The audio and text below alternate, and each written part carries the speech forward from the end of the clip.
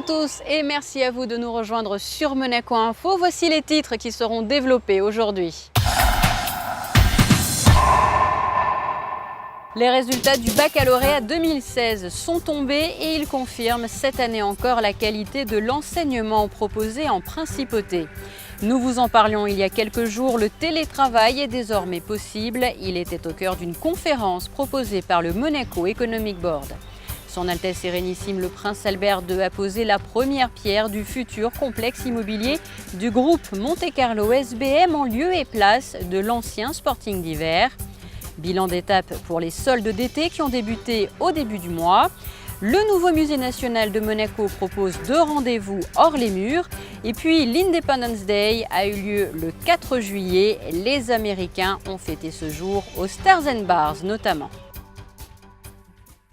Il s'agit d'un rendez-vous toujours très attendu par les élèves de terminale et leurs parents également. Les résultats du baccalauréat ont été donnés dans la matinée du 5 juillet et la principauté affiche une nouvelle fois de très bons résultats, à l'image par exemple du baccalauréat général et d'un taux de réussite supérieur à 98%. Émilie Rousseau a rencontré à ce titre le conseiller de gouvernement pour l'intérieur.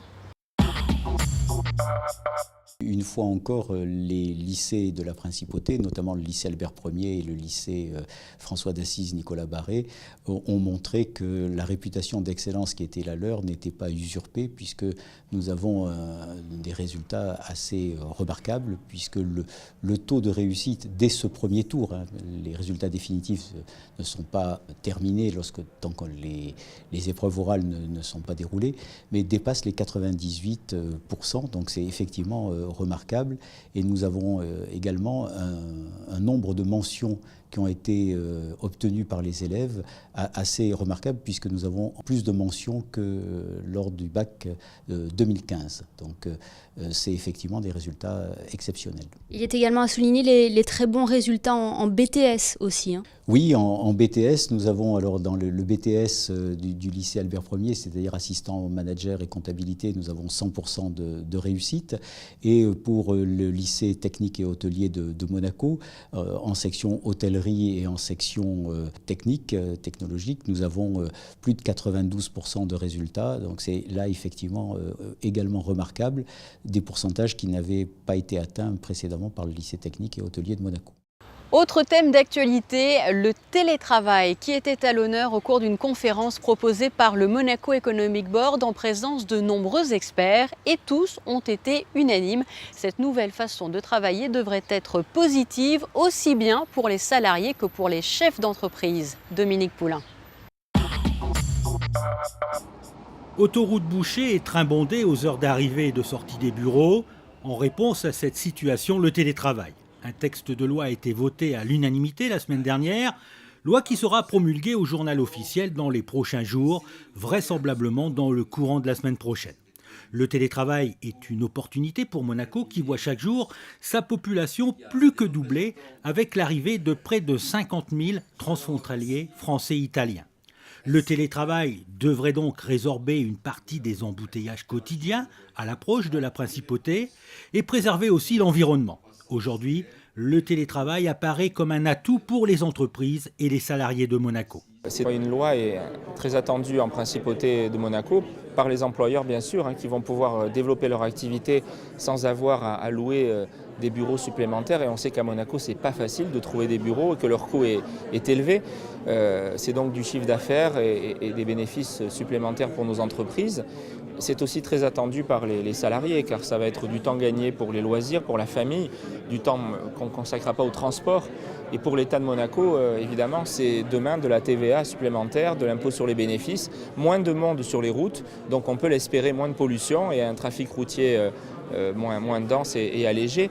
C'est aussi d'ailleurs un accord gagnant pour la France car notre partenaire français espère que grâce à ce télétravail à Monaco, on crée des milliers d'emplois dans les Alpes-Maritimes, pour des salariés des Alpes-Maritimes. Le télétravail concernera principalement les salariés résidant en France, dans la mesure où 80% des personnes qui travaillent à Monaco habitent en France, essentiellement dans les Alpes-Maritimes. Le nombre de salariés susceptibles d'être concernés par le télétravail pourrait se situer entre 7 et 10 000. Les télétravailleurs bénéficieront des mêmes droits collectifs que les autres salariés. Ils seront par ailleurs affiliés aux régimes sociaux monégasques. Des entreprises ont déjà testé le télétravail. C'est le cas de la Caisse d'épargne de la Côte d'Azur qui possède une agence à Monaco. Une expérience faite depuis plus d'1 an et qui s'est avérée être positive. Je pense qu'il y a une opportunité à saisir. Nos chefs d'entreprise sont très intéressés. Après, je pense qu'il va falloir un peu laisser le temps au temps.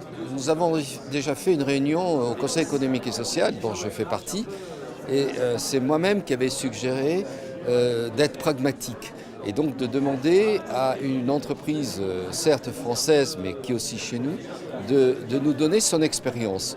Vous avez entendu comme moi le satisfecit de cette entreprise, 100%. Donc je pense que ça va être le cas, quoi. Il n'y a pas de raison. Monaco n'est pas différent des autres.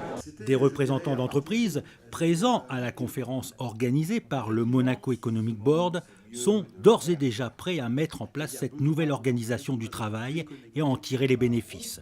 Nous, on a beaucoup d'ingénieurs qui doivent concevoir des solutions assez complexes. On a des juristes qui conçoivent des contrats un peu complexes. On a des chefs de projet, des chefs de produits, etc.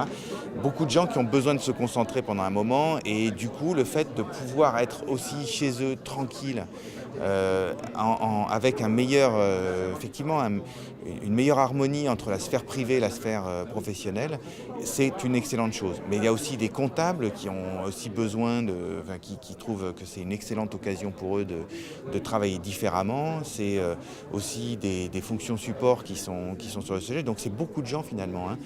Nous, on pense que sur 225 salariés, il y en aura près du quart dès le mois de septembre qui utiliseront le télétravail. Monaco a tout à gagner à développer le télétravail et veut se donner les moyens de sa réussite.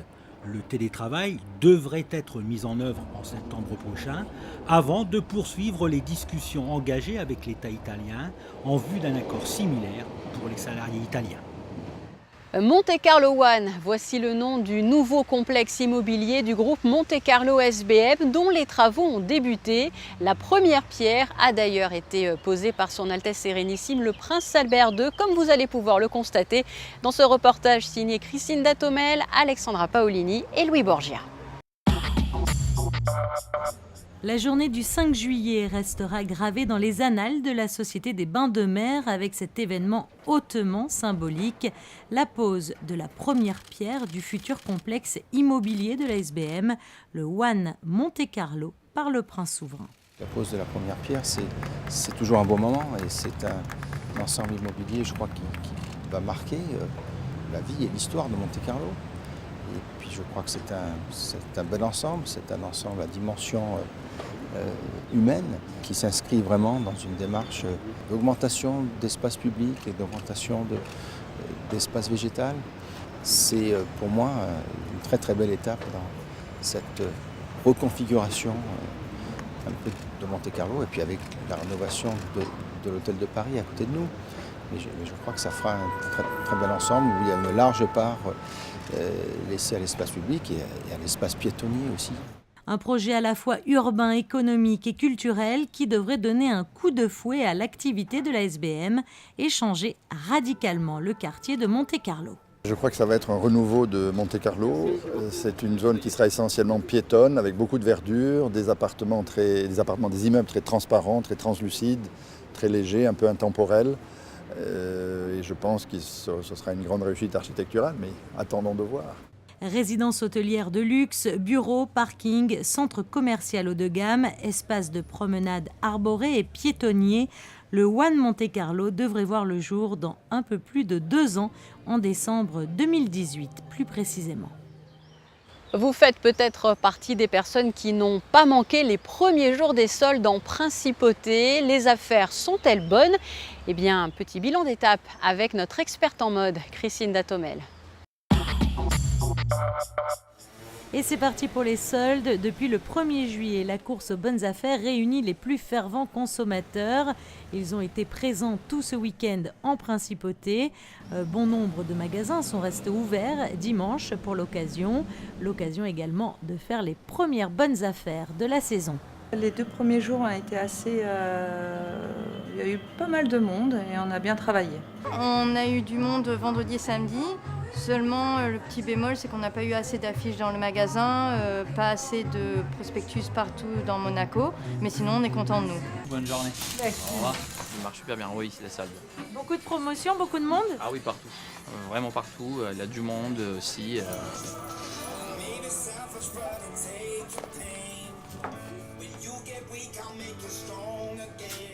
Il y a plusieurs types de clients, c'est-à-dire que vous avez des gens qui viennent pour profiter des promotions, donc ils n'ont pas d'idée en tête. Et puis vous en avez d'autres, ils ont besoin d'assiettes, ils viennent, ou des verres, et là du coup ils regardent nos promotions sur ces articles-là. Là, avec nos fortes chaleurs, on a de la chance, c'est le bikini, donc tout ce qui est maillot de bain, et après à nous de faire tout ce qui est vente, prêt-à-porter. Mais c'est pas personnellement solde avant tout, c'est surtout le maillot de bain. Aujourd'hui, j'ai profité des soldes en fait pour faire un cadeau. Du coup, j'en ai profité pour avoir des prix un peu plus réduits et c'était une occasion de plus de faire plaisir à quelqu'un. Moi, des shorts surtout et des t-shirts manches courtes. Moi, une robe que j'ai bien aimée. On profite bien parce que c'est le moment pour faire des achats plus nombreux et pour avoir plus de choix dans notre placard, c'est sûr. Et à Monaco, c'est bien d'avoir du choix. On a des tarifs qui sont dans la moyenne et pour toutes les poches, on peut dire. Même si c'est le début des soldes, je trouve qu'il y a déjà pas mal de bonnes réductions, moins 20, moins 50%. Donc c'est assez intéressant, je trouve, alors qu'on est qu'au début des soldes. Donc c'est prometteur pour la suite. Des rabais qui s'annoncent déjà intéressants avec des moins 30, moins 40 et moins 50%. Points rouge, vert, jaune ou bleu, les magasins font valser les étiquettes pour des réductions en pagaille à la grande joie des consommateurs qui vont ainsi pouvoir profiter du début des vacances scolaires pour remplir leur cabas à moindre frais. Les soldes dureront 6 semaines en principauté. L'équipe du NMNM vient de présenter 2 expositions à la presse, non pas des expositions dans l'enceinte des villas Saubert et Paloma qui composent le nouveau musée national de Monaco, mais hors les murs. Petite visite guidée avec Fabien Bonilla et Sylvain Perromal. Première installation à découvrir, dans les jardins de la Villa Paloma, la Folding House to be Continued. C'est le nom de cette œuvre habitable entre architecture et sculpture, dessinée par Jean-Pascal Flavien. C'est une installation pour une durée de 5 ans, où des personnes vont pouvoir y dormir et vivre un jour ou 2 ou plus à l'invitation de l'artiste. C'est le concept, ces personnes feront partie de cette œuvre de par leur présence, mais aussi par la suite de leur témoignage. C'est un travail avec le langage et c'est une idée, beaucoup des maisons que je fais ont un rapport de grammaire. La structure de la maison, c'est déjà une forme de langage. Et là, ce que je voulais, c'était dissocier l'aspect architectural, bâtiment, de la parole et du langage, et mettre le langage à côté ou à la suite de la maison. C'est une maison qui est pensée avec les habitants qui vont l'habiter. Donc c'est un building, un bâtiment, ensuite une personne qui habite. Et cette personne pourra parler dans d'autres expositions, voyager et parler de la maison ou de son expérience de la maison. Des œuvres, des expositions hors les murs, une volonté de la direction du NMNM. On voudrait en effet arriver un peu à s'extérioriser, à squatter des lieux publics si c'est possible. Arriver avec l'art, le design, transformer un peu aussi la qualité de vie du visiteur.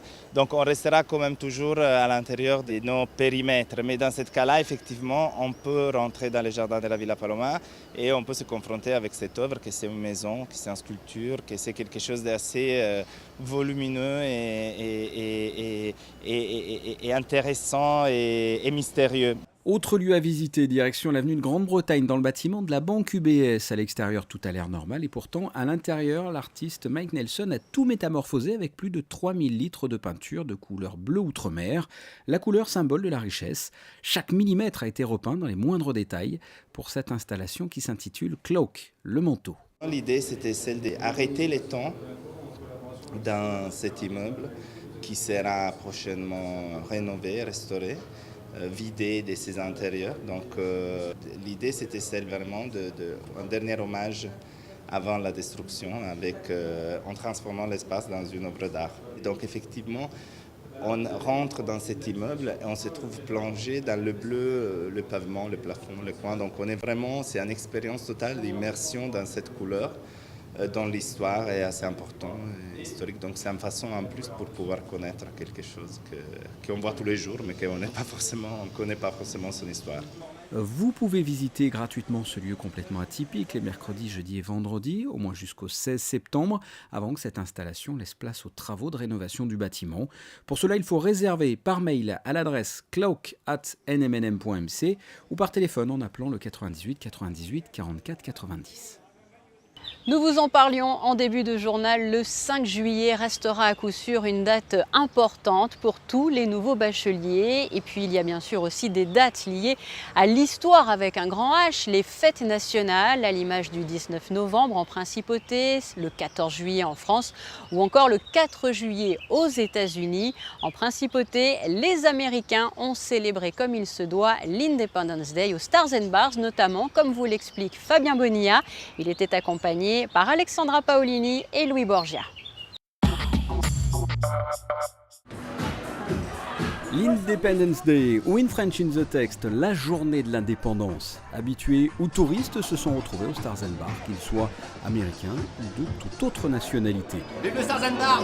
Des drapeaux un peu partout, des animations autour du Stars and Bars, sans oublier les déguisements des employés de ce restaurant américain. Une fête dans la joie et la bonne humeur. Beaucoup pour les familles et les enfants.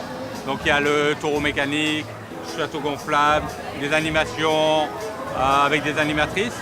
Après c'est juste un barbecue aujourd'hui parce qu'il y a beaucoup de monde, Fat Cat qui va animer la partie musicale. Après il y a 2 DJ, mais c'est juste de faire un street party. D'être juste là, les gens veulent faire la fête. En haut on a une centaine de personnes avec Monaco USA qui sont là déjà pour animer.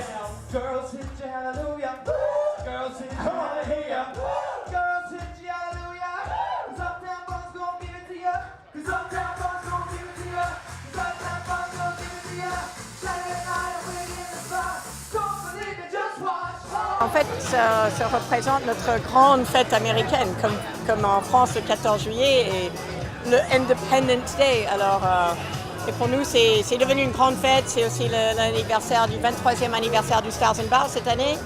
Et si on peut faire une fête, pourquoi pas. Et comme on est un grand endroit familial, on profite pour vraiment faire beaucoup d'activités pour les enfants. Qu'est-ce que tu as fait toi jusqu'à présent comme activité? J'ai fait ça et les trucs là-bas. Ouais, c'est quoi les trucs là-bas? C'est des gonflables où on peut sauter dessus. Ouais. Qu'est-ce que tu vas faire encore? Il y a d'autres activités qui te plaisent là? Là-bas, avant, on s'est explosé le ballon dessus. Ouais. Il m'a explosé le ballon dessus. Et tu sais pourquoi tu es là aujourd'hui? Oui, la fête de l'Amérique, non? Voilà, bravo. Pareil, comment ça s'appelle la fête de l'Amérique? On va poser des questions. La fête de la libération. Ouais, pas tout à fait. Allez, il y en a un qui sait? State Building, non? Non? Comment t'as dit? State Building. C'est l'Empire. Pas tout à fait. Ça s'appelle l'indépendance? La fête de l'indépendance. Voilà, bravo, ça gagné. L'Independence Day, petit rappel historique, les États-Unis commémorent la déclaration d'indépendance du 4 juillet 1776, indépendance vis-à-vis du royaume de Grande-Bretagne, une déclaration écrite par Thomas Jefferson il y a tout juste 240 ans. Voilà pour l'essentiel de l'actualité aujourd'hui. Passons à présent à vos prévisions météo. Découvrez la météo avec Eclectic, galerie, intérieur design, art and gifts. Mercredi, une belle journée, quelques nuages insignifiants, côté température comptée de 23 à 28 degrés. Jeudi, un beau ciel bleu et de rares nuages, peu de vent, 29 degrés pour les maximales. Vendredi, un temps assez largement ensoleillé, calme et des températures stationnaires. Samedi, peu de changements, davantage de soleil le matin que l'après-midi et une chaleur nettement plus lourde. Vous avez découvert la météo avec Eclectic, galerie, intérieur design, art and gifts. Fin de cette édition, merci pour votre fidélité. Je vous laisse à présent avec la suite de votre programme sur Monaco Info, un programme 7e art avec les sorties cinéma de José Sacré. À très bientôt.